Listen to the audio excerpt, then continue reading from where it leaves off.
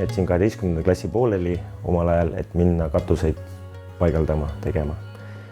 Ja vahepeal mõtlesin, et ma tahan siis ehituse peal karjääri edasi teha.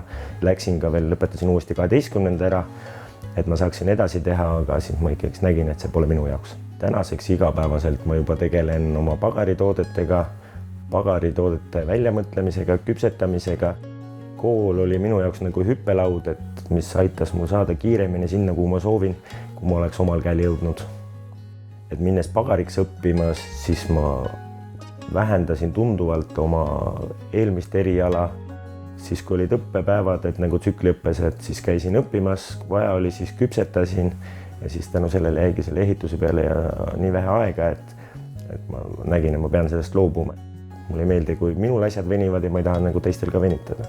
Mind on motiveerinud see, et ma suudan omale tõestada, et ma suudan selle lõpetada, mis ma olen ette võtnud.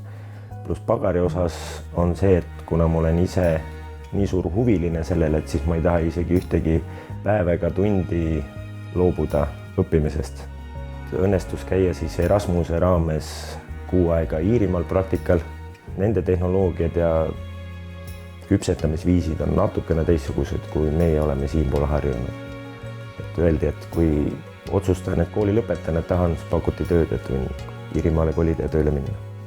Et sügisel kindlasti avan ma ka oma esimese pagarikoja, mis pakub siis mu oma valmistatud tooteid, oma välja töötatud retsepte, pluss siis ka veel lisaks on kõrval pood, mis pakub siis mahe- ja väiketalunike tooteid. Mina soovitan inimestel minna õppima alati edasi. Esiteks tutvuste pärast, mis võivad kesta kuni elu lõpuni, pluss kuulata oma sisetunnet ja minna õppima seda, mis sulle reaalselt meeldib, mitte seda, mis vanemad omal ajal käskisid.